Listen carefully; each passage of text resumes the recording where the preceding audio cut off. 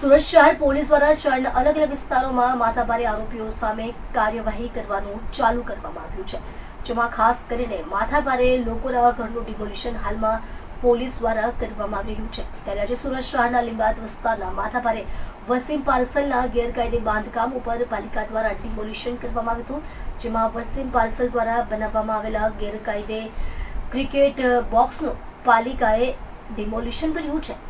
Police દ્વારા 100 જેટલા police કર્મચારીઓનો ચુસ્ત બંદોબસ્ત સાથે રાખવામાં આવ્યો હતો। સુરત શહેરના લીંબાયત વિસ્તારમાં રહેતા વસીમ પાર્સલ માથાભારે તરીકેની છાપ ધરાવે છે। સુરત શહેરમાં તેની વિરુદ્ધમાં મારામારી, બળાત્કાર, હત્યા અને ખંડણી સહિતના 28 જેટલા ગંભીર ગુનાઓ નોંધાયેલા છે। રિંગ રોડ પર આવેલા ટેક્સટાઇલ માર્કેટમાં પણ વસીમ પાર્સલની દાદાગીરી અનેકવાર સામે આવી છે। સુરત શહેર પોલીસ દ્વારા વસીમ પાર્સલ સામે પણ સખ્તાઈથી પગલાં લેવામાં આવ્યા છે। આજે લીંબાયત પોલીસની ટીમ સાથે સુરત મહાનગરપાલિકાના કોર્પોરેશનની ટીમ પણ વસીમ પાર્સલના વિસ્તાર મીઠીખાડી, ઓમનગર અને સાબરી મસ્જિદ પાસે પહોંચી હતી, જ્યાં આ તમામ વિસ્તારમાં તેના દ્વારા બનાવવામાં આવેલા ગેરકાયદેસર ક્રિકેટ બોક્સ, કેબિનો, સ્ટોરેજ રૂમો સહિતના ગેરકાયદેસર બાંધકામ પર બુલડોઝર ફેરવવામાં આવ્યું હતું। પાલિકા અને પોલીસની ટીમે સાથે મળી તમામ ગેરકાયદેસર બાંધકામ શરૂ કર્યા હતા। જોકે આ સમગ્ર ડિમોલિશનની કાર્યવાહી દરમિયાન પોલીસ દ્વારા 100 થી વધારે પોલીસ કર્મચારીઓની ટીમને બંદોબસ્ત સાથે કામ પર લગાવવામાં આવી હતી। આજરોજ સુરત શહેરના લીંબાયત વિસ્તારમાં વસીમ પાર્સલ નામનો જે વ્યક્તિ છે, એણે ઇલીગલી જ્યાં જ્યાં બાંધકામ કર્યું છે એ સમગ્ર એસએમસીની જગ્યા ઉપર અત્યારે ડિમોલિશનની કામગીરી ચાલુ છે।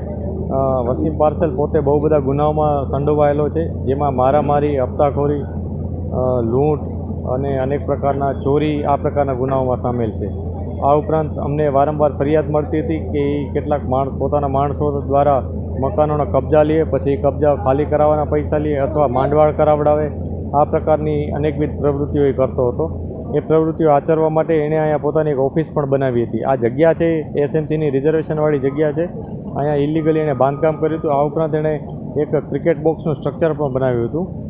એનાથી વધારે જોઈએ તો એણે કબૂતરો પાળવા માટેના પાંજરા પણ મૂકી રાખ્યા હતા, જેની પણ એની પાસે કોઈ પરવાનગી ન હતી। આ પ્રકારની કામગીરી સતત કરતો આવ્યો છે, જેને ધ્યાનમાં લઈ આજે આ ડિમોલિશનની કામગીરી ચાલુ છે। અત્યારે એનું તમામ સ્ટ્રક્ચર તોડી પાડવામાં આવ્યું છે એસએમસી દ્વારા, પોલીસ દ્વારા પૂરતો બંદોબસ્ત આપવામાં આવ્યો છે અને હાલમાં કામગીરી ચાલુ છે।